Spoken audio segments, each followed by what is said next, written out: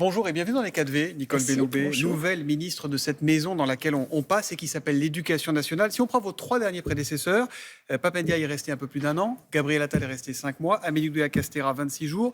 Est-ce qu'on peut sérieusement être ministre de l'Éducation sans se projeter sur le long terme? Qu'est-ce que vous dites ce matin aux parents et aux enseignants qui sont inquiets de cette valse des ministres? Je pense effectivement qu'il faut un peu de temps long, comme d'ailleurs pour toutes les politiques publiques, mais à l'éducation particulièrement, parce qu'on a besoin de sérénité, de calme et de se projeter. J'espère pouvoir répondre à l'ensemble de ces objectifs. C'est-à-dire que vous, si demain on vous appelait à l'occasion d'un nouveau énième remaniement, on vous dit tiens, tu veux pas aller aux affaires étrangères ou tu veux pas aller à Matignon ou Non, ailleurs, moi, ça sera non. non, je vais aller nulle part. Là, je suis très bien là où je suis, je reste. Bon, très bien.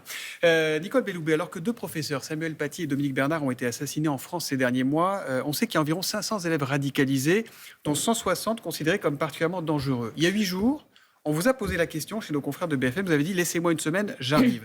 Qu'est-ce que vous allez faire de ces élèves? D'abord, juste pour dire que les élèves radicalisés, il y a des niveaux différents de radicalisation. Vous avez des élèves qui sont les enfants de familles dont on imagine qu'elles sont radicalisées, d'autres qui ont déjà commis des actes en ne respectant pas certaines valeurs de la République. Donc, il y a des situations différentes.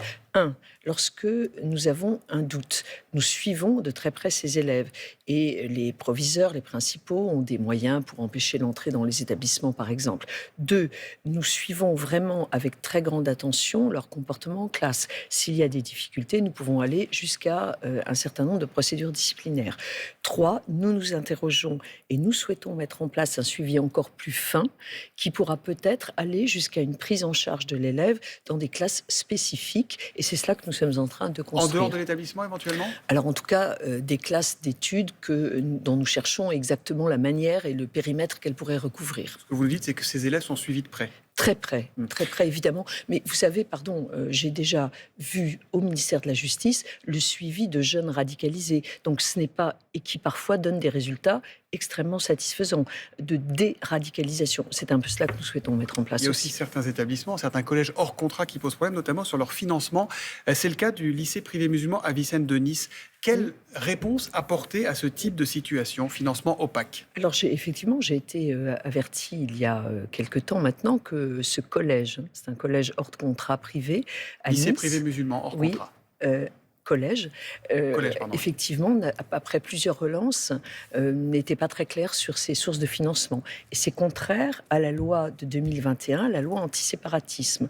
Et c'est la raison pour laquelle j'ai demandé à la rectrice de l'Académie de Nice d'appliquer avec clarté la loi de 2021 et de proposer au préfet la fermeture de cet établissement, bien entendu en prenant en compte la situation scolaire des élèves. Ça veut dire, pardon, là, Nice en ce moment, c'est les vacances scolaires. Oui. Dans une semaine, ça ne rouvrira pas? Si, nous allons annoncer la fermeture avec une mise en œuvre décalée pour pouvoir prendre en charge les élèves. Décalé à quand? Décalée à septembre. À septembre. Et donc tous les élèves seront recasés Bien sûr, ailleurs? bien entendu. Évidemment. Nous avons là un problème de financement opaque et c'est cela qui est contraire à la loi. Il y a combien d'établissements comme ça qui posent problème, sur lesquels vous vous interrogez, que vous pourriez fermer, vous le savez ou pas encore?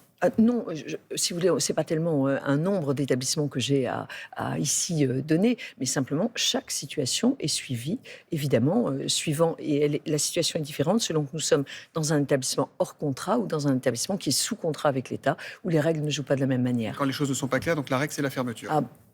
La règle, c'est d'abord, on travaille avec l'établissement, parce que là, en l'occurrence, on avait écrit à plusieurs reprises à cet établissement et les réponses n'étaient pas satisfaisantes. La zone B, donc niçoise, est en vacances. C'est aujourd'hui, en revanche, la rentrée scolaire pour la zone C. Et c'est aujourd'hui que va commencer l'expérimentation du port de l'uniforme à l'école. On l'évoquait il y a quelques minutes avec Mathilde Terrier. Test qui va débuter à Béziers, dans l'Hérault. Combien de communes, combien de villes ont postulé pour tenter cette expérience? Écoutez, actuellement, nous sommes à 92 établissements, au 23 février, je crois, qui se sont portés candidats. Nous souhaitons vraiment développer cette expérience. Pas beaucoup, quand même, 92, si. C'est ce que nous sommes fixés, disons, un seuil de 100 établissements pour la rentrée scolaire prochaine, puisque nous sommes dans une expérimentation. Au fond, le président de la République a souhaité donner un nouvel élan à cette démarche, et cela justifie parce que ce que nous voudrions voir, c'est si, oui ou non, le port de la tenue peut créer une sérénité dans la classe, peut apaiser le climat scolaire. On sait qu'on apprend bien quand le climat est apaisé. C'est ce que nous voulons voir. Et donc, nous tentons cette expérimentation autour d'une centaine d'établissements. Il y en a 92 aujourd'hui qui sont portés candidats.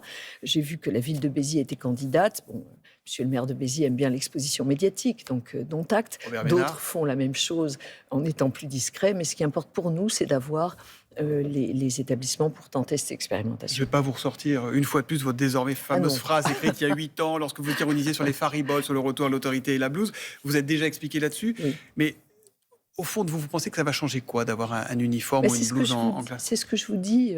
L'idée, c'est vraiment de voir si cela peut apaiser le climat scolaire, si ça conforte le sentiment d'appartenance. Est-ce que vous à pensez un que ça peut permettre établissement. de lutter contre le harcèlement scolaire? Je pense que c'est un des moyens, certainement pas le seul, mais un des moyens qui peut-être peut empêcher cela, ou en tout cas, et s'il n'y a qu'un seul élève qui est sauvé, en tout cas, qui ne subit pas le harcèlement, pourquoi ne pas le tenter? Et on va préciser sur le harcèlement qu'il y a désormais un numéro qui s'appelle le 3018. Alors absolument, le harcèlement scolaire, c'est une politique pour nous qui est fondamentale. Un élève par classe harcelé. Actuellement, nous avons une statistique de 1 élève par classe, 19 élèves dans le primaire qui sont en risque dans le primaire en CM1, CM2. C'est évidemment, nous ne pouvons pas laisser cela comme ça.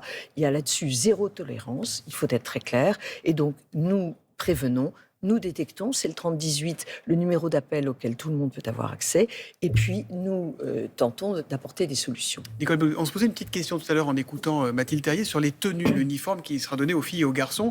Il y aura pantalon et jupe pour les filles et les garçons, et il y aura jupe ou short pour l'été, c'est ça? Donc les filles seront forcément en jupe? Je ne sais pas s'il faudra que... Enfin, au fond, c'est un accord entre l'école et la collectivité. Je pense qu'il faut que chacun, au plus près du terrain, voit ce qui est utile. Donc ça, on pourra s'adapter au Oui. cas par cas. En tout cas, on saura pour d'ici 2026 s'il y aura généralisation ou pas après Voilà, ces tout à fait, premières parce qu'il expériences. y aura une évaluation très précise faite par des universitaires qui vont réellement voir la plus-value apportée par les uniformes. Plus près de nous dans le temps, il y a ce choc des savoirs souhaité par le Premier ministre qui doit se produire essentiellement au niveau du collège. Très concrètement, est-ce que vous pouvez, Madame la Ministre, nous expliquer comment vont fonctionner les groupes de niveau dans une même classe, en maths et en français pour les élèves de 6e et de 5e? Écoutez, très simplement, lorsque nous voyons qu'il y a des résultats scolaires qui ne sont pas bons, et donc nous devons agir. Pour agir, il faut prendre en charge l'hétérogénéité des élèves. C'est indispensable.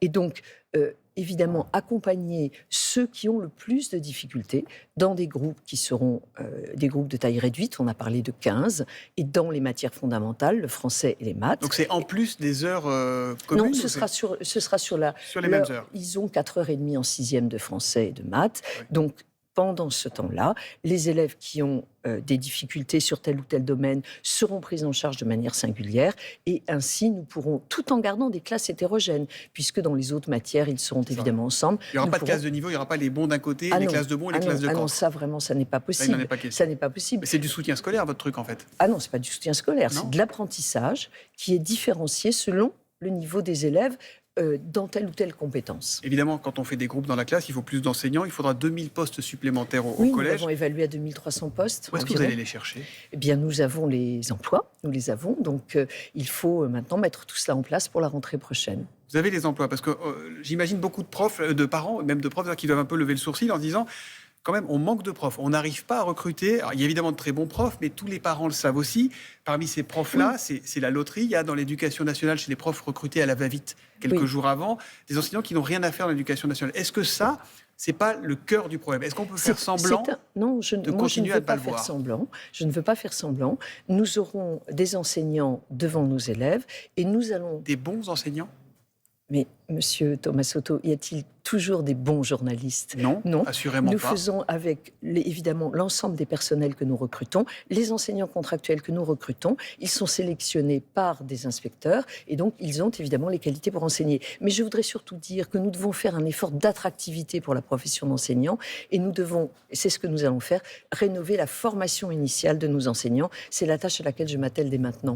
Tout ça, ça fait beaucoup dans un contexte d'économie générale. Il y a 10 milliards d'économies à aller chercher sur le budget 2024. Pour votre ministère, ce sera à peu près 700 millions, Pas tout à 692 fait, millions. 680 millions, oui. Sur quoi vous allez rogner? Eh bien, c'est un petit peu compliqué à expliquer, mais il faut savoir que dans un ministère, il y a toujours en début d'année des financements qui sont accordés, mais qui sont gelés en cas de difficultés, de coups durs, etc. Un bas de laine. En quelque sorte, ce sont ces financements-là, cette réserve de précaution que nous allons rendre et qui, en grande partie, nous permettra de répondre à cet effort collectif que nous devons faire. Alors que chaque euro compte, il y a un autre sujet qui crispe les syndicats, c'est le livret pédagogique sur les Jeux Olympiques. Je suis sûr que vous en avez entendu parler. Il va être distribué à tous les écoliers du CP au CM2, accompagné d'une jolie pièce frappée par la monnaie de Paris. Coût de l'opération, 16 millions d'euros. Est-ce que c'est bien raisonnable? Écoutez, c'est un élan collectif, les Jeux Olympiques. Nos élèves doivent y participer. Ils sont presque déjà dedans, comme nous le sommes nous-mêmes. Et donc, ce livret leur permet de bien mesurer ce que signifient les Jeux Olympiques pour notre pays. La pièce très belle de défense. 2 €. Ça a été décidé avant votre arrivée, évidemment. Est-ce que vous l'auriez fait? La pièce de 2 €, si vous voulez, le président Mitterrand avait fait graver une pièce qui a été également distribuée dans les écoles. C'était une pièce, je crois, de 1 franc à l'époque pour le bicentenaire de la Révolution française. Donc nous n'innovons pas, mais nous prolongeons les élans collectifs. Bon. Merci beaucoup, Nicole Belloubet, dans les 4V. Qu'est-ce que vous aimeriez avoir comme appréciation sur votre bulletin de 3e trimestre de ministre de l'Éducation? À tout donner. À tout donner, mais doit continuer ses efforts. Merci et bonne journée à vous. Merci à tous les deux. Merci également.